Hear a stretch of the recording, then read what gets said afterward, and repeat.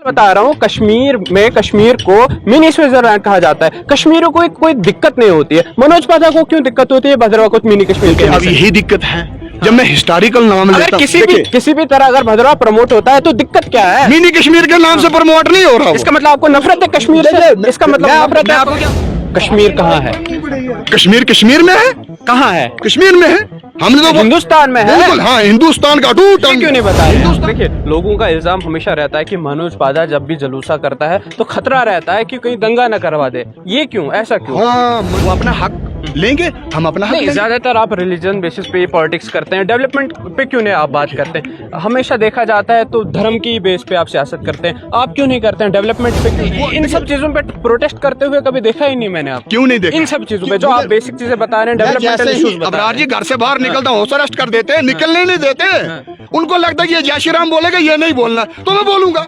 तुम अगर जय कौन रोक रहा है? कोई नहीं रोक रहा है। फिर आप को भी ऐसे तिरंगा रैली जो है वहाँ से तो तिरंगे लगे हुए हैं। आप पास से जाइए, वहाँ पर आपका म्युनिसिपैलिटी का ऑफिस है, वहाँ पे तिरंगा लगा हुआ है। कोर्ट कम्प्लेक्स आपका बीचों बीच है, मस्जिद के बिल्कुल साथ है, जब वहाँ पे तिरंगा लगा हुआ है। तो फिर क्या था वहाँ पे? वो क्या था, मोटिव क्या था मेन? आप आने तो दीजिए। मैं हर पोर्टल पे एक चीज बोल रहा हूँ, गलती से मेरे को वोट दे देना, गलती से।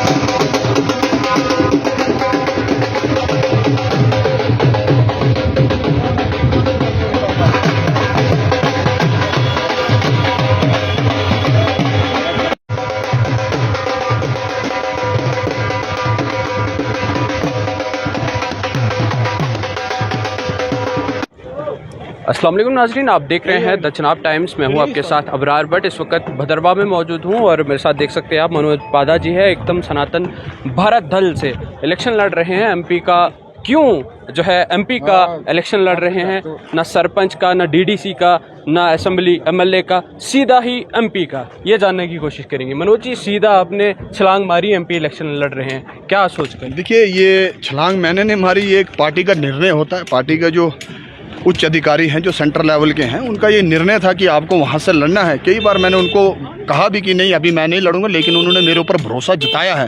तो पूरी उम्मीद मैं अपने पार्टी के जो नेतृत्व उनको दिलाना चाहूँगा कि जो काम करने के लिए उन्होंने मुझे यहाँ भेजा है उधमपुर कॉन्स्टिट्यूंसी में, वो काम हम धड़ल्ले से करेंगे, बिल्कुल जोरों शोरों से करेंगे, इसमें कोई दो राय नहीं। बाकी ये पार्टी का निर्णय, मनोज अकेले का निर्णय नहीं। मंशूर क्या है? मंशूर क्या मैनिफेस्टो क्या चाहते हो? देखिए, सब संकल्प लेके हम लोगों के बीच में जा रहे हैं, जिसमें सबसे बड़ी चीज जो है, पहले मंदिर मुक्ति को लेकर सरकार के जो नियंत्रण में हमारे मंदिर हैं उसको फ्री करना। उसके बाद जो है मुस्लिम माइनॉरिटी जो दी जाती है उनको बिल्कुल खत्म करना। जो 5% से जो कम लोग हैं, उनको माइनॉरिटी दी जाए, जिसमें कि जैन, सिख और बौद्ध आते हैं, क्योंकि मुस्लिम जो है सेकंड मेजॉरिटी भी देश के अंदर हैं। और उसके बावजूद एक और बात मैं आपको बताना चाहूंगा, सुप्रीम कोर्ट में अंकुर जी ने इस केस को जीता। अब जानते हैं कि जम्मू कश्मीर में जो है हिंदू माइनॉरिटी में, लेकिन अभी भी जो है मुस्लिम को 300 स्कीमों का फायदा दिया जा रहा है। किसी कम्युनिटी के खिलाफ नहीं, लेकिन कानूनी बात है, वो अपना हक लेंगे, हम अपना हक लेंगे। ज्यादातर आप रिलीजन बेसिस पे पॉलिटिक्स करते हैं, डेवलपमेंट पे क्यों नहीं आप बात करते हैं? हमेशा देखा जाता है तो धर्म की बेस पे आप सियासत करते हैं, आप क्यों नहीं करते हैं? डेवलपमेंट पे क्यों नहीं, तरक्की के पे क्यों नहीं आप सियासत करते हैं? जीडीसी कॉलेज भद्रवाह से जब सब्जेक्ट हटाए गए, किसने आवाज उठाई? आपने देखा होगा। कहाँ थे ये लीडर जिनको जिता के भेजा? मैंने इस पे बात की। मैंने ये तो नहीं बोला खाली हिंदुओं को दिए जाए वो सब्जेक्ट, मुसलमानों को ना दिए जाए। मैंने तो ऑल ओवर जीडीसी कॉलेज की बात की। कितना पुराना कॉलेज है, डिस्ट्रिक्ट डोडा का है, और यहाँ से सब्जेक्ट उठाए गए, मेन सब्जेक्ट यहाँ से उठाए गए। उस पर मैंने बात की। मेरे पे अबरार जी उस टाइम भी FIR लगाई जब मैं प्रिंसिपल से मिलने गया। मुझे तो ये लोग करने ही नहीं ना देते। डेली वेजर्स की हम बात कर रहे हैं, आशा वर्कर्स की हम बात कर रहे हैं। मैंने ये तो नहीं कहा कि भैया जो आशा वर्कर्स हिंदू जो है उनको परमानेंट करो, मुसलमानों को नहीं करो। PhD डेली वेजर्स जो है वो हिंदू भी है, मुस्लिम है, लेकिन अपीजमेंट के कारण भाजपा के जो लोग हैं ये उनको परमानेंट नहीं कर रहे। क्यों? क्योंकि रीजन है जम्मू के जो लोग हैं, जम्मू प्रोविंस 10 जिलों की मैं बात करूंगा, यहाँ के डेली वेजर्स ज्यादा हैं। इनको लगता है कि अगर हमने इनको परमानेंट कर दिया कहीं कश्मीर हमसे नाराज ना हो जाए। यही 70 साल हुआ, इसी गुलामी को हमने झेला 70 साल जो है प्रो पाकिस्तानी पार्टीज ने, चाहे वो PDP हो, चाहे वो NC हो। उनकी गोद में जाके वो लोग बैठे जो हिंदुत्व से वोट लेकर, सनातनियों से वोट लेकर उन्होंने सरकार में 25 सीटें, हिस्ट्री में नहीं बीजेपी को कभी 25 सीटें किसने दिलाई? इन्हीं लोगों ने दिलाई जो जनता यहाँ पे है। क्या किया उन्होंने? उसका जाके अपनी आइडियोलॉजी, अपनी सारी सोच, अपनी सनातन संस्कृति, अपना हिंदुत्व छोड़ के PDP की गोद में बैठे, जिनको ये आतंकवादी पार्टी कहते रहे। तो क्या इनका क्या करैक्टर है? क्या करैक्टर इन लोगों का है? बेटी बचाओ बेटी बढ़ाओ, हमारी बेटियों पे लाठीचार्ज। टोल प्लाजा की बात करो आप, युवा राजपूत सभा वालों को अरेस्ट कर दिया, उनको अंदर डाला, उन पर लाठियां बरसाई, बाद में जब इलेक्शन है आपने टोल हटा दिया।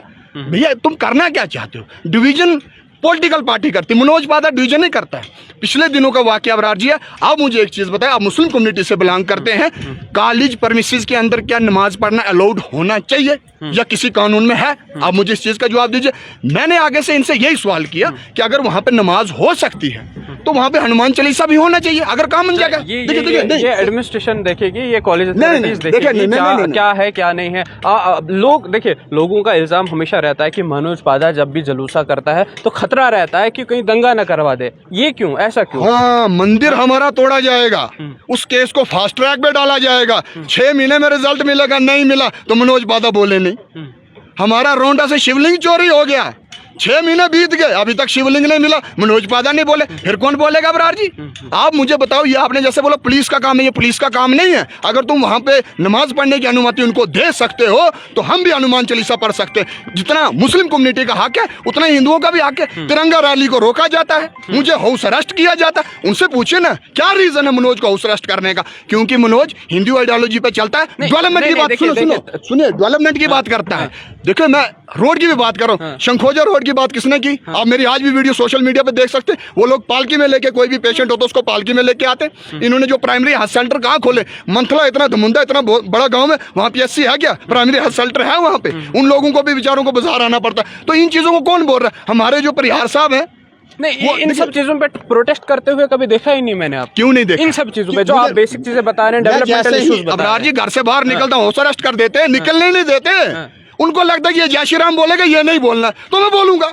तुम अगर जैसे कौन रोक रहा है? कोई नहीं रोक रहा है। फिर आपने कवर नहीं किया अबरार जी, हाउस अरेस्ट हुआ, मुझे तिरंगा रैली निकालने से रोका। हालांकि मैंने अंजुमन इस्लामिया को भी लेटर लिखा था, मैंने यूथ एक्शन कमेटी को भी ऐसे तिरंगा रैली जो है वहां से तो तिरंगे लगे हुए हैं। आप पासरी से जाइए, वहां पर आपका म्युनिसिपैलिटी का ऑफिस है, वहां पे तिरंगा लगा हुआ है। कोर्ट कम्प्लेक्स आपका बीचों बीच है, मस्जिद के बिल्कुल साथ है, जब वहां पे तिरंगा लगा हुआ है। तो फिर क्या था वहां पर? क्या था मोटिव? का था बहुत खुश हूँ वहाँ तिरंगा लगा। मनोज को क्यों रोका गया? ये सवाल एडमिनिस्ट्रेशन से पूछ सकते हैं आप कि ठीक है वहां तिरंगा लगा, कोई सिक्योरिटी रीजंस हो सकते हैं। मेरे साथ तो 365 दिन सिक्योरिटी रीजन इनको रहता, सालों साल मेरे साथ सिक्योरिटी रीजन रहता। इनको पूछो ना कि मनोज के साथ दिक्कत क्या है। जब ये चीज क्लियर करेंगे ना कि मनोज जी हमें आपके साथ ये दिक्कत है, तो ठीक है मैं उसको जवाब दूंगा। ये मतलब नहीं कि मनोज निकलेगा तो हम इसको अरेस्ट कर देंगे, इसको निकलने नहीं देंगे, उसके बाद तुम पुलिस का वो स्कार्ड लेके वहां से तिरंगा रैली करोगे। तो मनोज कोई एंटी नेशनल बात नहीं कर रहा है। अगर मैं एंटी नेशनल बात कर रहा हूं तो मुझे बताओ, मैं एंटी नेशनल बात नहीं करूंगा। भारत माता की जय, जय श्री राम बोलना मेरा हक है।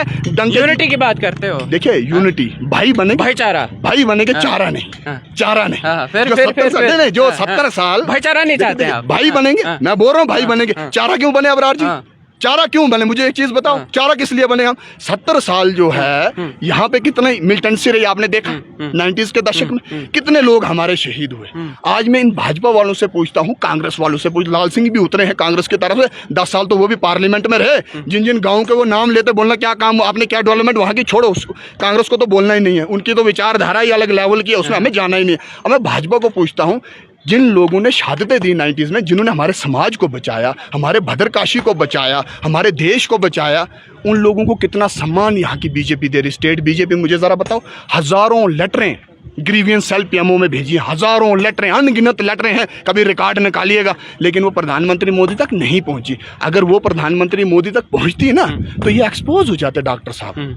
ये लवेंडर बाबू बने हुए, इनको बताओ ना किसको बेनिफिट दे रहे हो? पर्सनल बेनिफिट देने से डेवलपमेंट नहीं, डेवलपमेंट ऑल ओवर डेवलपमेंट, जहाँ सबकी डेवलपमेंट हो, गरीब तबके की भी डेवलपमेंट हो। हवा में आप चलोगे, 500 करोड़ वालों की प्रॉपर्टी के साथ आप अपनी डील करोगे तो जनता कहाँ जाएगी? और वो वोटर नहीं हो। अच्छा, इस वक्त आप मैदान में उतरे हैं, आपको सबकी जरूरत है, हर एक कम्युनिटी की जरूरत है। क्या भाईचारे का मैसेज देते हैं आप? क्योंकि सबकी जरूरत है आप। अगर मैं मुस्लिम कम्युनिटी को बोलता हूँ, अगर मस्जिद का कंट्रोल आपके पास है, कल से मनोज की रैली आप शामिल करो और सरकार को बोलो कि भैया मंदिरों का कंट्रोल हिंदुओं के पास दे।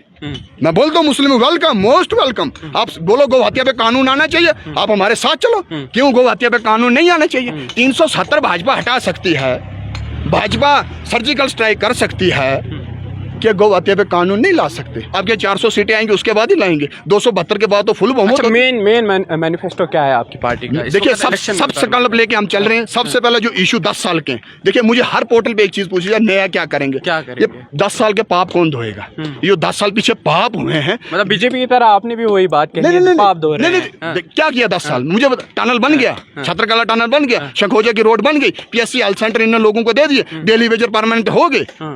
किया क्या है? अब मैं आपको 10 बातें और नहीं गिनाऊंगा, कल आप ये पोर्टल लेके मेरे मुंह के आगे आएंगे, जनाब आपने उस दिन बोला था, आप क्यों नहीं कर रहे हो? इसीलिए हम सच्चाई पे चलेंगे। जो पुराने 10 साल के इनके पाप हैं उनको धोने का काम करेंगे। डेली वेजर, आशा वर्कर, आंगनवाड़ी, वीडीसी जिन्होंने आतंकवाद से लड़ा, वो वीडीसी दरबदर है। वो किसकी जान को रोएंगे?